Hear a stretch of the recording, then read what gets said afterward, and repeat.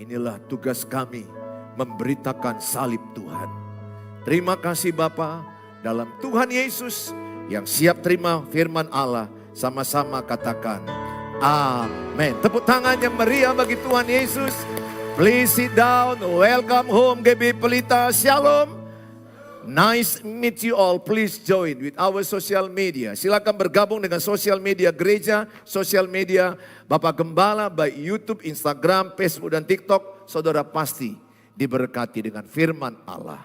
Khusus pada malam perenungan salib. Setiap tahun ini kita lakukan. Ada malam perenungan salib. Apa yang terjadi satu malam sebelum peristiwa penyaliban. Kalau pada hari ini kita lihat pada hari Kamis malam, maka Jumat besok jam 3, jam 4 Tuhan Yesus ditangkap. Itulah yang kita kenal dengan Jumat Agung. Dan dia bangkit pada hari ketiga yang kita kenal Paskah. Yaitu dia bangkit pada hari yang ketiga. Pada malam perenungan salib ini saya mengajak saudara memaknai perenungan salib ini. Yang pertama, maka engkau memperoleh kekuatan baru. Yang kedua, menerima salib Kristus memperoleh keselamatan. Tidak ada jalan keselamatan tanpa salib. Memang dia harus disalibkan. Karena itu misi Allah Bapa. Sehingga anak yang tunggal dikorbankan di kayu salib. Sehingga setiap orang yang percaya pada salibnya, maka dia diselamatkan. Saya berdoa saudara dan saya tetap teguh pegang salibmu. Jangan minta kepada Tuhan supaya salibmu dikurangi. Minta sama Tuhan, kuatkan aku pikul salib. Katakan sama-sama, kuatkan aku Tuhan Yesus memikul salib. 1, 2 ya. Kuatkan aku Tuhan Yesus memikul salib. Tos kiri kanan katakan pikul salibmu. Lihat wajah kiri kanan, wajah yang tersalib.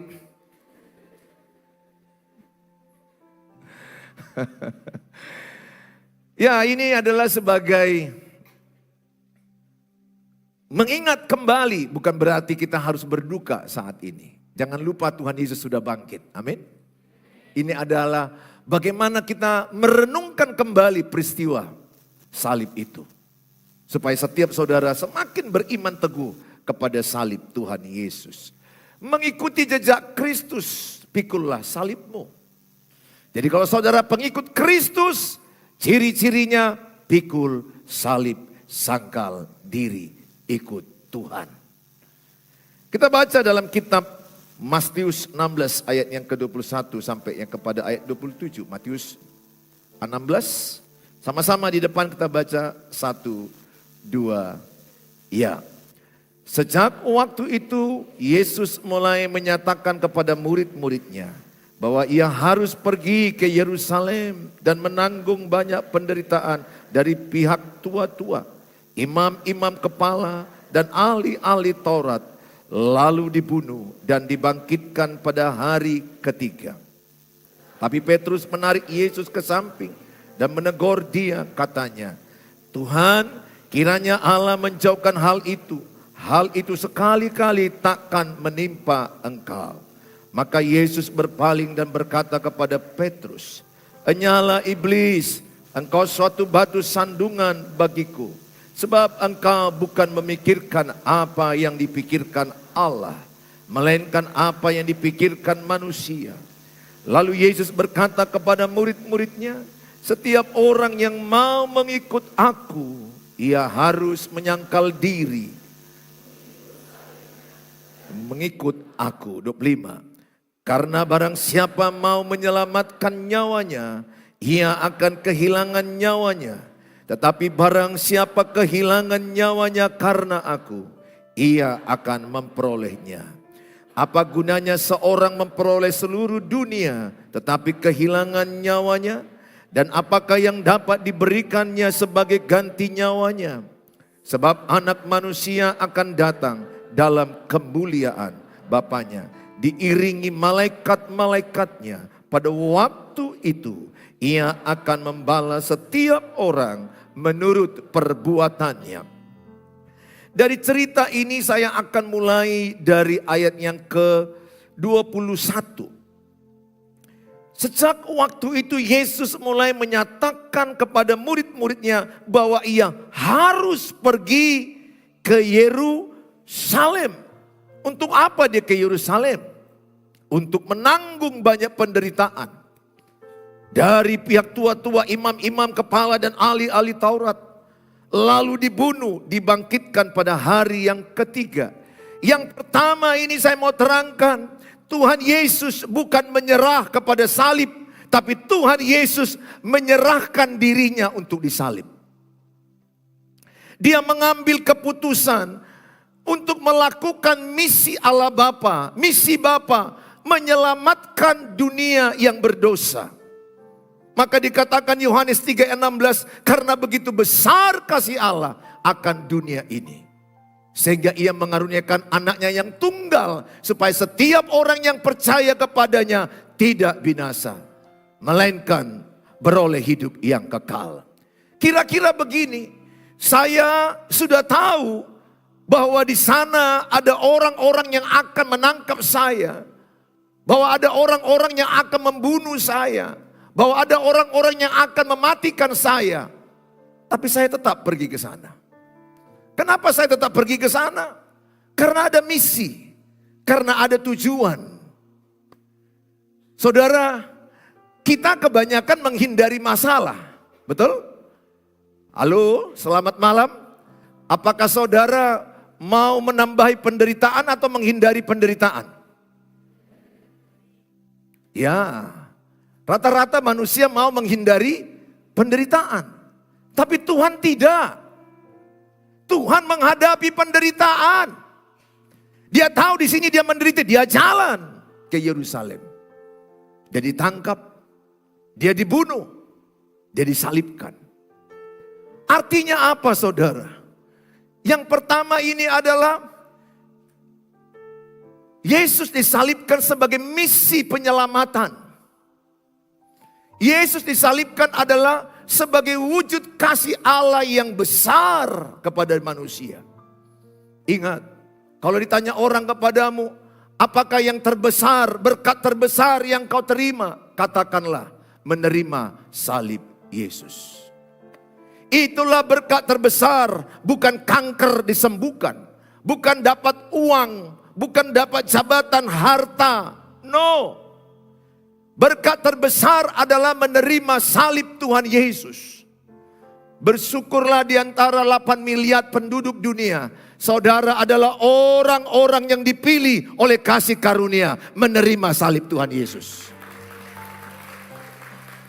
Saudara, mungkin kalau saudara sekarang diberikan duit 1 miliar, pasti matamu melotot. Mau usah 1 miliar, dikasih ajalah 10 juta cash. Aku yakin engkau akan begitu semangatnya lah menerima uang itu.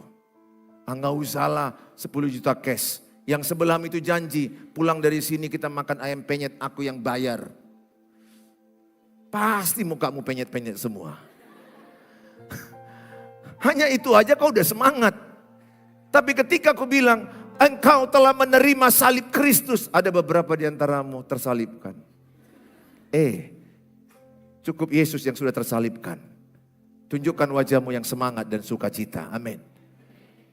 Sukacita yang besar bahwa Yesus mau disalibkan, menyerahkan dirinya. Jadi ingat, salib Yesus adalah misi penyelamatan. Dia harus, katakan, Yesus harus disalibkan. Sebagai misi penyelamatan. Tanpa salib, tanpa darah yang dicurahkan tidak ada pengampunan dosa. Maka kita bersyukur sekali tidak ada lagi yang namanya domba-domba dibawa dikorbankan. Saudara masih lihat ada agama-agama membawa hewan-hewan sebagai korban, kurban. Tapi kita tidak perlu lagi bawa korban. Saudara nggak perlu lagi besok bawa domba. Dia adalah domba Paskah itu. Dialah domba Paskah itu. Dialah yang dikorbankan menggantikan semua domba-domba itu. Sehingga barang siapa yang sudah menerima darah Yesus, dia diselamatkan. Siapa yang menerima darah Yesus, dosanya diampuni. Saudara, bersyukurlah kepada Tuhan Yesus. Merah seperti kermiji. Jikalau engkau menerima darah Yesus, maka engkau putih seperti salju. Tahukah engkau kermiji? Kermiji itu adalah satu buah yang dimana paya lekang, paya hilang kalau udah mulai ada merahnya. Tetapi oleh darah Yesus separah-parahnya lekang, dia akan putih seperti salju. Berat apa dosamu? Mungkin engkau udah hidup di dalam kedagingan, percabulan, perzinahan, dosa-dosa apapun. Alkitab katakan Lukas 5 ayat 32, aku datang untuk mencari yang berdosa. Lukas 19 ayat 10 berkata, aku datang mencari yang terhilang. Sadarilah Tuhan mencari engkau orang yang berdosa. Lukas 5 ayat 32 dikatakan, aku datang untuk mencari orang yang berdosa supaya mereka bertobat. Aku berdoa setiap saudara di malam perenungan salib ini, supaya saudara bertobat. Kalau saudara selama ini melihat pornografi, aku berharap saudara jangan lihat lagi pornografi. Kalau engkau pacaran selama ini, pegangan tangan, ciuman, berdua di kamar, setelah malam ini, no. Kutanya sama saudara, kenapa Yesus mati di kayu salib? Karena manusia jatuh dalam dosa. Betul? Upah dosa adalah maut. Apa arti maut? Terpisah dengan Allah selama-lamanya. Kalau saudara sadar karena dosa Yesus disalibkan, masa lagi engkau tega menyalibkan dia dengan cara dosa-dosamu? Aku berdoa setiap saudara, kalau engkau sayang sama mama, pasti engkau melakukan yang menyenangkan hati mama. Mungkin pernah engkau melakukan sesuatu tindakan yang membuat mamamu sakit. Karena engkau lari dengan laki-laki lain tak kemana pergi. Mamamu kepikiran, gak bisa menelepon, gak bisa meng-WA. Mamamu sakit, masuk ICU mau mati. Oleh kasih Tuhan dia sehat kembali. Dan engkau jumpa mama dan engkau peluk dia. Pasti aku yakin kalau engkau anak baik, enggak kepingin mamamu sakit lagi. Sehingga kau tidak perlu lagi melakukan lari lagi, meninggalkan orang tuamu sehingga mamamu sakit lagi. Begitulah. Kalau engkau mengasihi Tuhan, jangan berbuat dosa lagi.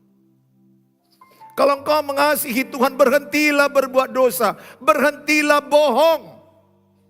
Berhentilah judi, alkohol, merokok. Berhentilah merokok. Ada yang bertanya, Pak Pendeta, di mana ayatnya dilarang merokok di Alkitab? Jawabnya di SPBU.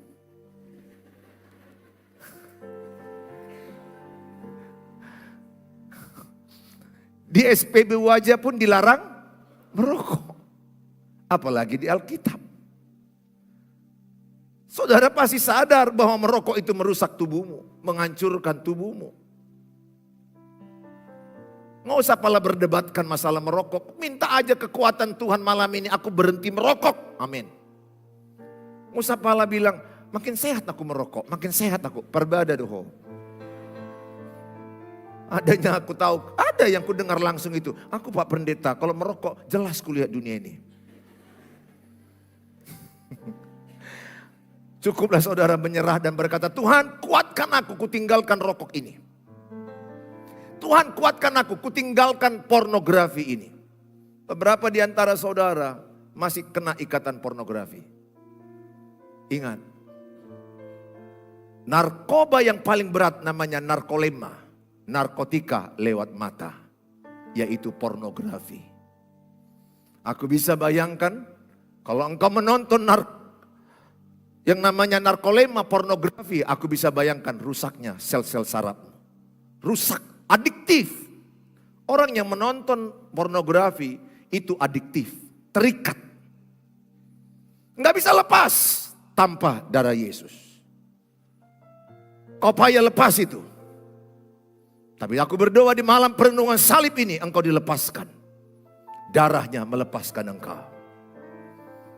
Anak-anak muda, jauhkan itu. Karena rata-rata banyak anak muda jatuh di onani, masturbasi. Hidup seks bebas. Ciuman bebas, pelukan bebas. No. Setelah engkau menyadari salib Yesus, engkau menyadari engkau sayang kepada Yesus. Kalau engkau berkata engkau mengasihi Yesus, itu artinya benci dosa. Siapa di sini yang mengasihi Yesus? Yang tidak angkat tangan mengasihi sebaliknya.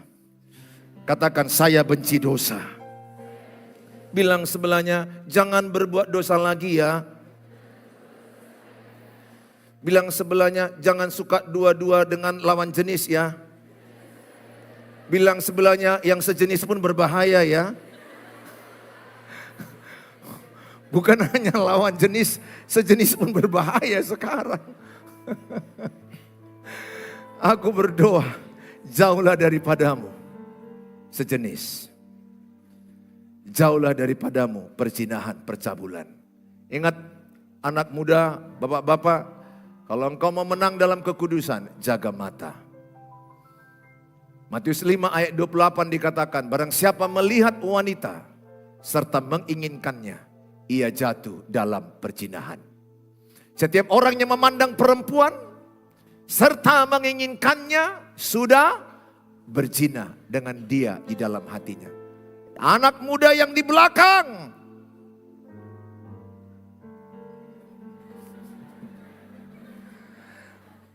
aku tahu matamu sering melihat wanita. Yang namanya wanita kalau di depan kita dilihat atau dijauhkan gini. Ya enggak salah kita lihat. Yang salah itu adalah menginginkannya. Itu menginginkan di sini artinya adalah hawa nafsumu naik. Birahimu naik. Maka dengar, Daud itu jatuh karena dia melihat Batseba mandi. Maka hawa nafsunya naik dan dia berzina. Aku berdoa engkau semua anak-anak muda, laki-laki, matamu kudus. Ayo pegang matanya, yang punya mata anak muda, katakan mataku ini kudus. Oh Tuhan Yesus. Sama-sama semua yang di belakang, di balkon, sama-sama katakan, semua kita sama-sama katakan, mataku ini kudus. 1, 2 ya. Mataku ini kudus. Katakan hanya melihat yang kudus-kudus. Bilang sebelah yang kudus jangan lihat.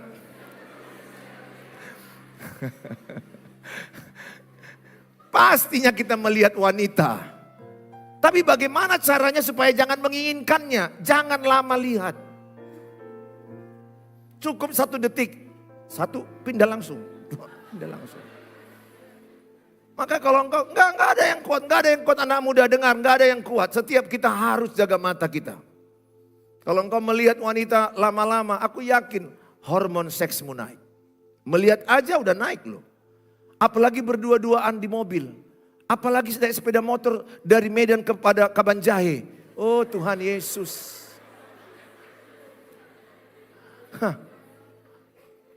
Pasti. Kalau kau normal itu pasti naik. Hormon seks pasti naik. Maka Alkitab bilang jauhkanlah dirimu dari pencobaan. Tapi kau bandal. Bukan menjauh, mendekat. Gak ada yang kuat, saya pun tidak kuat. Setiap kita bisa tergoda. Saudara, yang kedua, ayat 22-23. Tetapi Petrus menarik Yesus ke samping dan menegur dia, katanya, Tuhan. Matius 16 ayat 22-23. Katanya, kiranya Allah menjauhkan hal itu sekali-kali takkan menimpa engkau. Apa kata Yesus ayat 23 kepada Simon Petrus? Maka Yesus berpaling dan berkata kepada Petrus, apa katanya? Enyalah iblis, engkau suatu batu sandungan bagiku. Sebab engkau bukan memikirkan apa yang dipikirkan Allah, melainkan apa yang dipikirkan manusia. Jadi Simon Petrus di antara murid-muridnya, sebelumnya di ayat di atasnya, Maka berkatalah Yesus kepada mereka, menurutmu, menurut kalian, siapakah aku ini? Ada yang berkata Elia, ada yang berkata Simon adalah Yohanes Pembaptis, ada yang berkata adalah Yeremia, nabi-nabi yang lain mereka tebak. Tapi Simon Petrus berkata, engkau adalah anak Allah yang hidup. Engkau adalah Mesias, anak Allah yang hidup. Dan pada ayat 17-18 dikatakan, maka di atas batu karang inilah jemaatku akan didirikan. Maka nama Petrus dikenal Petra. Petra itu artinya batu karang. Maka gereja dibangun di atas Petra, batu karang Tuhan Yesus Kristus. Tetapi pada ayat yang ke-22-23, ketika Yesus berkata, aku harus ke Yerusalem untuk menderita dan aku mati dibunuh. Apa kata Simon Petrus? Mirip. Simon Petrus Hendra. Simon Petrus berbisik ke saya. Bisikan. Dia bilang, jauhlah daripadamu, janganlah terjadi padamu. Apa ku jawab pada ayat yang ke-23 sama dia? Enyahlah iblis. Awalnya dia dipuji kan? Petra, batu karang yang teguh. Kenapa dia bilang janganlah Tuhan terjadi padamu? Karena sayang, betul? Karena tidak paham. Karena dia tidak mengerti. Yang dibilang Tuhan enyah, iblisnya atau si Petrusnya? Iblis. Ingat, kalau ada orang yang menyakitimu, engkau harus bilang, enyahlah iblis. Ini enggak, enyahlah kau. Yesus lihat, enyahlah iblis. Yang membuat dia ngomong itu siapa? Iblis. Enyahlah iblis. Sebab engkau memikirkan pikiran manusia. Engkau tidak memikirkan pikiran Allah. Apa pikiran Allah? Supaya manusia diselamatkan. Untuk apa Yesus mati di kayu salib? Supaya manusia diselamatkan. Tapi dia karena sayang kepada gurunya dan gak sepikiran dengan Tuhan, maka dia berpikir janganlah Tuhan, jauhlah itu daripadamu. Gak sepikiran. Antara Tuhan dengan pikiran manusia gak sepikiran. Dengar, bukankah engkau sering berkata, kalau bisa Tuhan aku jangan menderita? Betul. Siapa di ruangan ini yang ingin bertambah penderitaannya?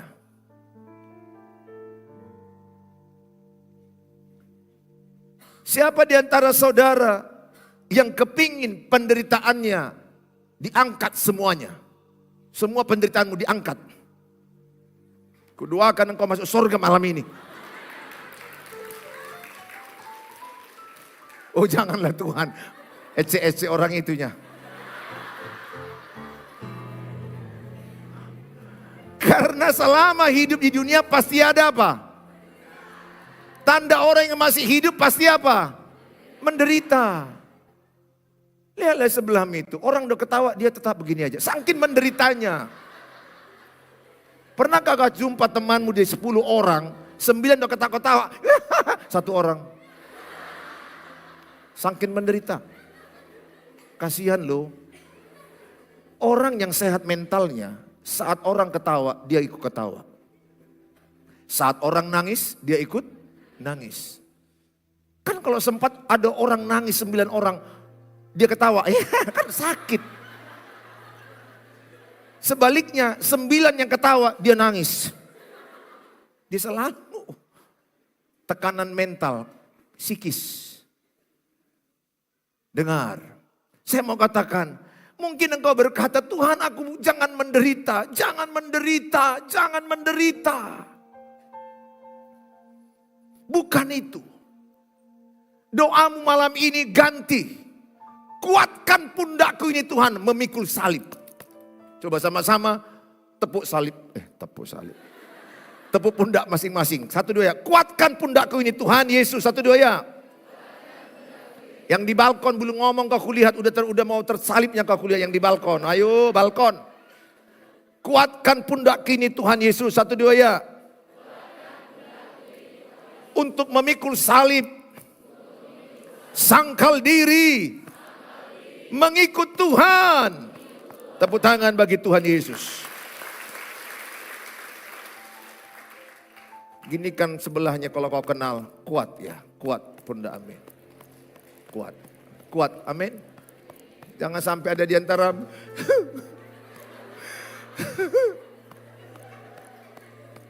Gak sanggup lagi. Jangan ya. Jangan gitu doamu. Jangan suka bilang gak sanggup. Berat Tuhan. Mau saya. Ingat, ikut Tuhan Yesus. Ayat yang ke-24. Ingat ya. Petrus itu pikirannya pikiran manusia. Nggak kepingin gurunya menderita. Nggak kepingin gurunya mati. Itu manusiawi. Iya dong. Kutanya, kalian kepingin nggak aku menderita? Kelewat kalian.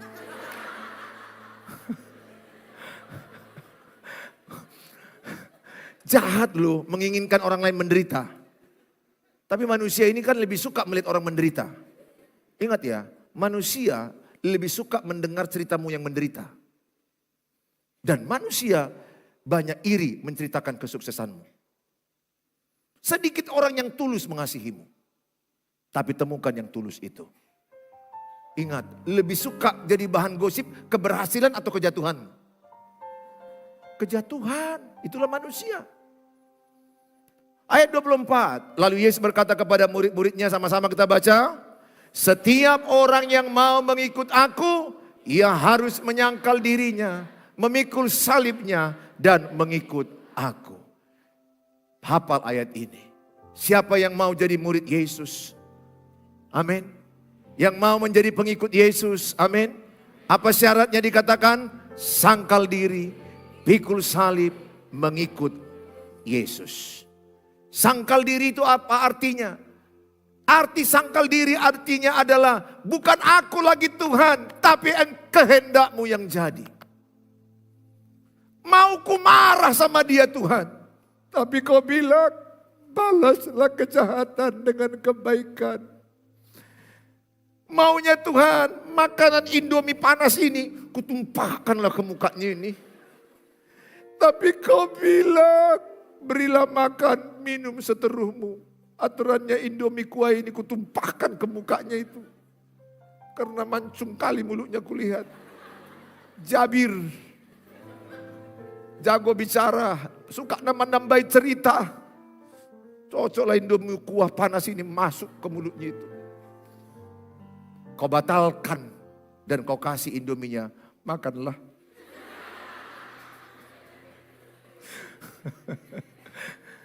Menyangkal diri artinya bukan maumu lagi, tapi maunya Tuhan. Suka-sukamu Tuhan, suka-sukamu Tuhan, suka-sukamu Tuhan, suka-sukamu Tuhan, suka-sukamu Tuhan, suka-sukamu Tuhan, suka-sukamu Tuhan, suka-sukamu Tuhan. Ayo. Hidupku telah ditebus oleh kuasa darah yang kudus. Sekarang hidupku bukan milikku lagi. Apapun yang Tuhan mau lakukan, apapun yang Tuhan mau inginkan, Tuhan ku senang, semua ku relakan, namanya dimuliakan. Hadap-hadapan. Suka-sukamu Tuhan, suka-sukamu Tuhan, suka-sukamu Tuhan, suka-sukamu Tuhan, suka-sukamu Tuhan, suka-sukamu Tuhan, suka-sukamu Tuhan, suka-sukamu Tuhan. Menyangkal diri artinya bukan lagi aku, tapi kehendak Tuhan yang jadi. Cowokmu diambil oleh si Esther. Kau gak perlu salibkan si Esther itu. Kau cukup bilang sama Tuhan, Tuhan, aku tahu si Pardomuan bukan untuk aku. Kalau memang itu jodoh si Esther, kuserahkan padamu. Jadilah kehendakmu. Itu anak Tuhan. Gak perlu kau berdoa, oh Tuhan, kudoakan si Esther, mati dia. Kudoakan si Pardomuan ini tiba-tiba kecelakaan, ompong semua giginya. Udah jelek, bermakin jelek dia. Tidak. Anak Tuhan Yesus mendoakan yang baik kepada musuhnya. Memberkati musuhnya. Mengasihi musuhnya. Kalau pergi si Pardomuan, akan datang si Parulian kepadamu. Amin. Si Parulian itu asal katanya uli. Artinya cantik. Dan nama saya Suheri Parulian. Sarangeo. Enggak perlu kau meratapi si Pardomuan itu, percayalah. Anakku, beberapa di antaramu yang di ghosting di PHP. Enggak perlu kau 3 malam harus nangis. Enggak perlu. Kau cukup percaya. Allah turut bekerja dalam segala perkara untuk mendatangkan kebaikan bagi orang yang mengasihi Dia. Amin. Percaya yang terbaik Tuhan berikan padamu. Oleh karena itu saya katakan sangkal dirimu. Bukankah ada di antaramu, kepingin kali aku marah. Siapa yang pernah kayak aku? Kepingin kali aku marah. Alkitab bilang, ditampar pipi kirimu, kasih pipi kanan. Jadi kalau ada menampar pipi kirimu, bilang sama dia, satu lagi lah. Kanan. Biar lengkap sesuai Alkitab. Jangan tampar pipi kiri, kasih kaki kanan. Itu lebih parah. Jangan. Beri makan seterumu. Berkati musuhmu. Itu tanda anak Bapa di sorga. Aku berdoa engkau anak Bapa di sorga. Kalau kulihat dari wajahmu, udah banyak ceritamu disakiti. Berkatilah musuhmu. Berkatilah yang menyakitimu. Percayalah. Kalau engkau anak Bapa yang terbaik. Yang terbaik yang Tuhan berikan kepadamu. Saudara, maka yang kedua dikatakan adalah pikul salib. Apa itu salib? Salib Kristus adalah bicara pengorbanan. Di mana kita hidup benar. Ingat, salib artinya sacrifice. Katakan sacrifice. Pengorbanan. Darah, nyawanya dikorbankannya. Itulah yang termahal. Aku berdoa juga, kalau engkau jumpa cowok yang mengasihimu mau menjadikan engkau istrinya. Sesuai dengan syarat Efesus 5, 22, 23, 24, 25. Seorang suami mau berkorban nyawa untuk istrinya. Maka carilah cowok, walaupun mukanya gak jelas kau lihat. Asal dia mau berkorban. Dengar, love is sacrifice. Dengar anak-anak boruku, carilah cowok yang mau berkorban untukmu. Yang mau menderita untukmu. Yang mengejar cintamu. Bukan engkau yang mengejar cinta orang. Bertobat dirimu. Percaya saya katakan wanita itu dijadikan Tuhan. Menunggu. Menantikan. Percaya. Saya mau katakan sama saudara. Maka dikatakan adalah berkorban.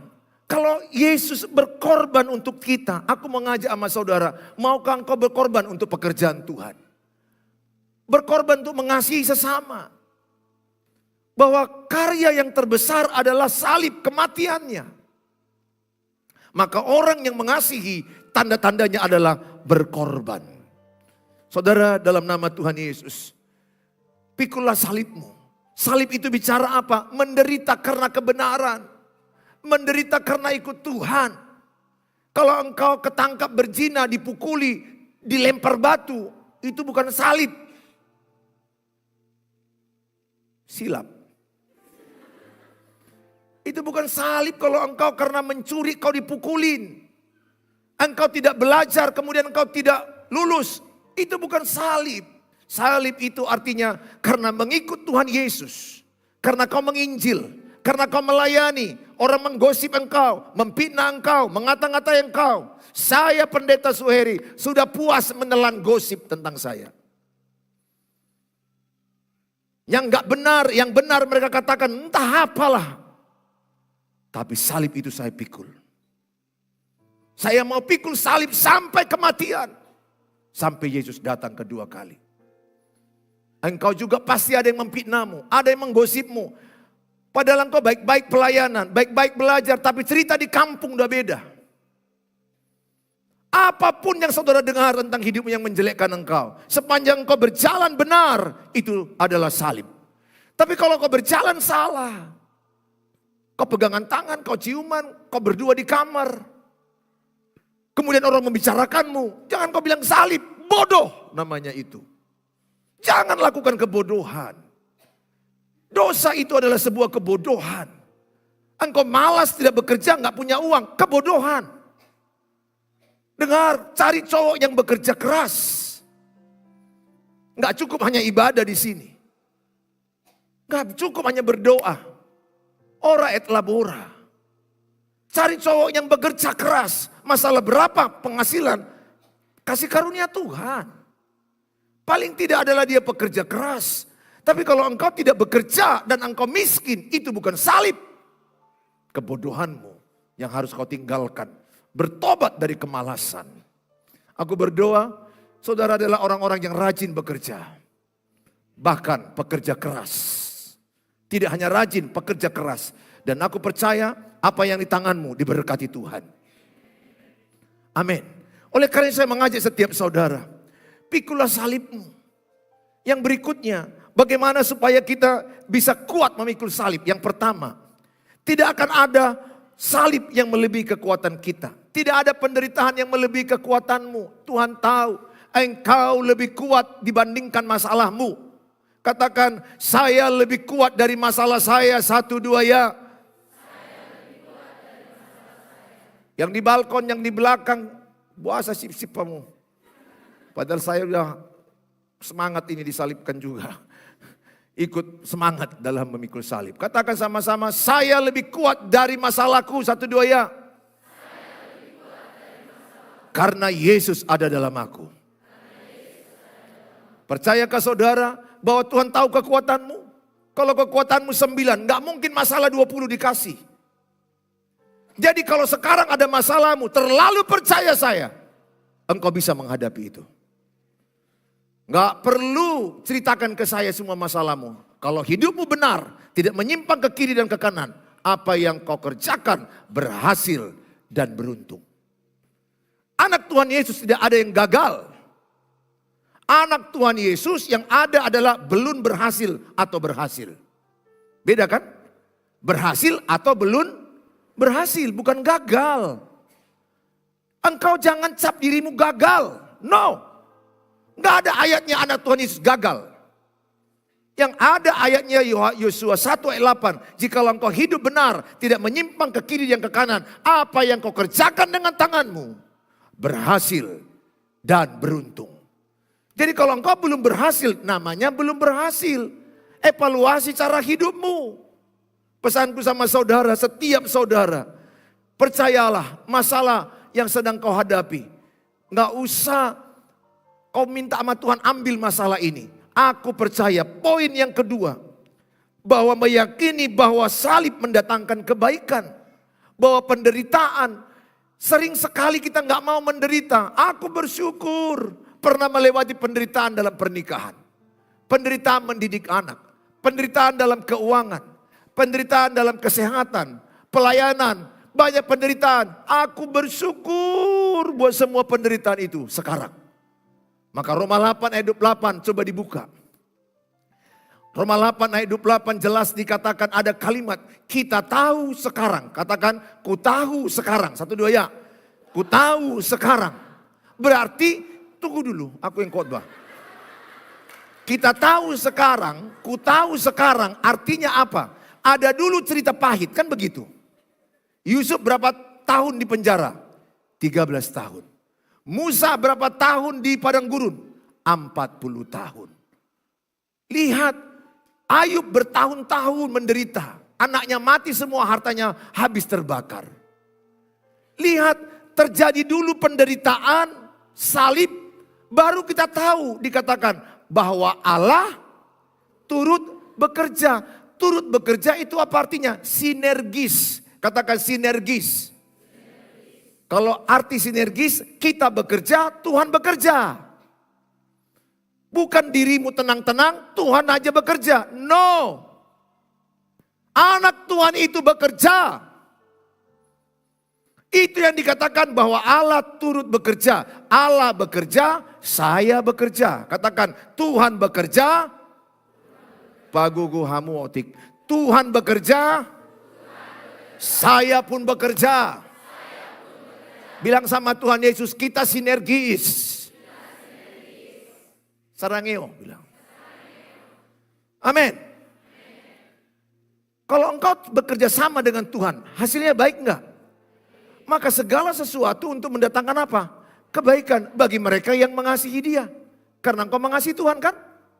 Belajar sungguh-sungguh. Yaitu bagi mereka yang terpanggil sesuai dengan rencana Allah. Belajar sungguh-sungguh.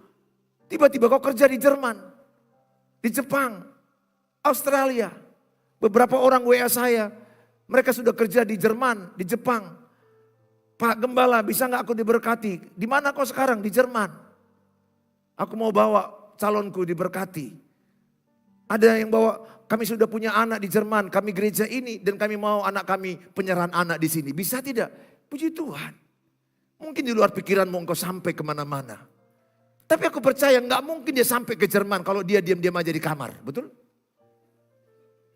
Dan engkau juga nggak mungkin dapat jodoh kalau kau hanya kunci kamar. Oh Tuhan, jodohku Tuhan. Malaikat bilang, keluar ho, keluar ho. Keluar kau, keluar. Mana bisa kau bilang, jodohku Tuhan. Oh usiaku sudah 30 Tuhan, belum datang-datang. Siapa mau datang? Nyamuk yang datang. Berteman, ikut iCare, ikut komunitas kampus. Lingkungan. Gak perlu kau hepot kali semua jalan itu kenalan.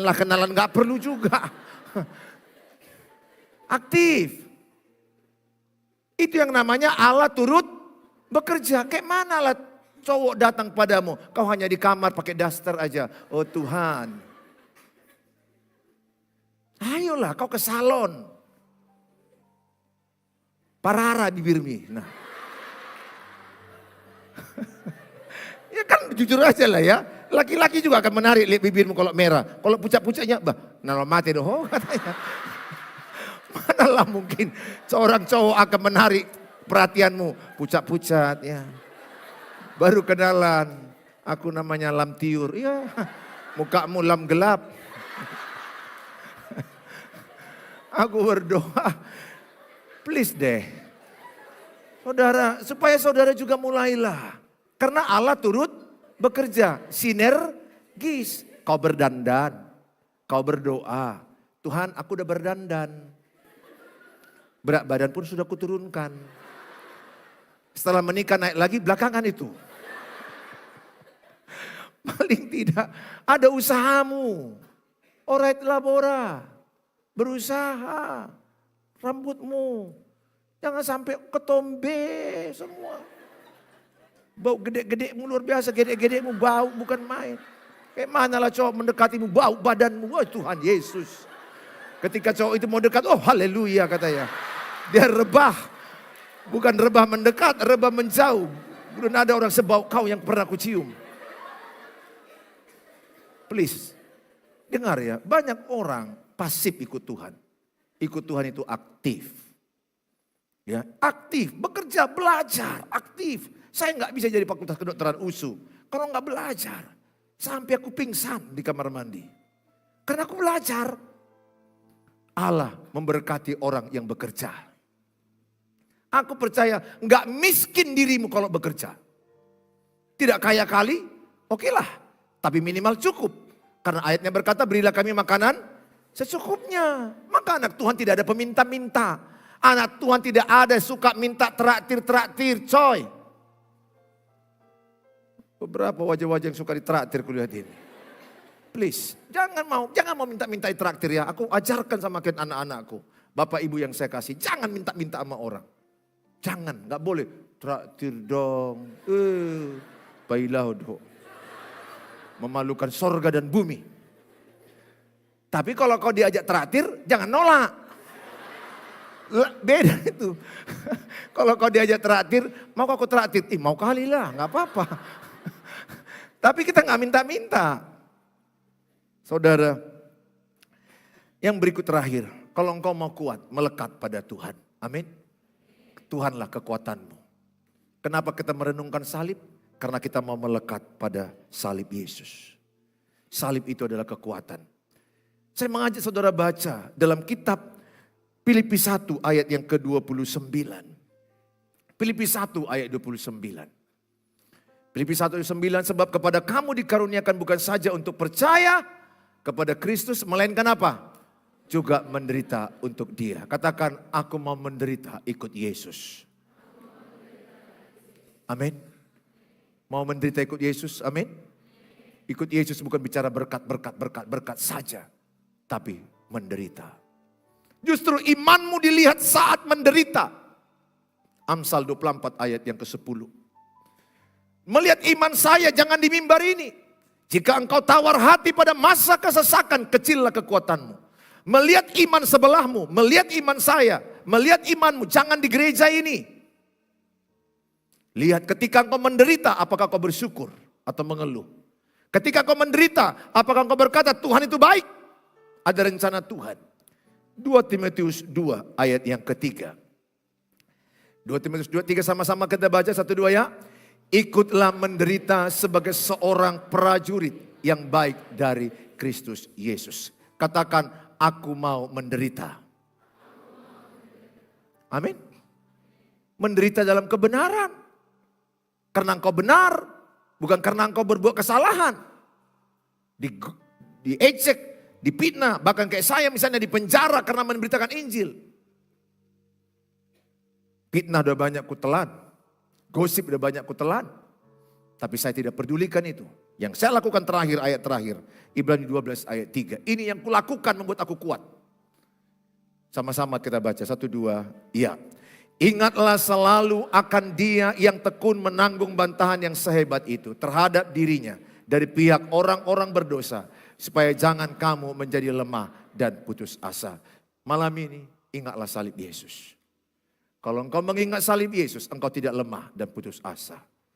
Aku pernah mau mundur dari gembala jemaat. Aku pernah mau mundur dari suami istriku ini. Dari ayah anak-anakku. Aku pernah mau mundur dari hidup di dunia ini. Aku pernah frustrasi dalam hidup ini. Apa yang membuat aku kuat dalam pengembalaan? Di pengembalaan begitu berat kurasakan. Aku mau mundur. Berkali-kali aku mau katakan, Tuhan aku mau mundur. Di rumah kami ada salib kecil di dinding. Saya menangis melihat salib itu. Tuhan bicara di hatiku. Engkau belum ada apa-apanya yang kau tanggung. Aku menanggung kematian. Darahku habis semuanya. Engkau masih digosip, dipitnah, disakiti. Dan Tuhan beri aku kekuatan. Ingat, setiap engkau putus asa, datang ke salib Yesus. Pasti ada kekuatan. Jangan datang ke manusia, datang ke Tuhan Yesus. Tepuk tangan bagi Tuhan Yesus.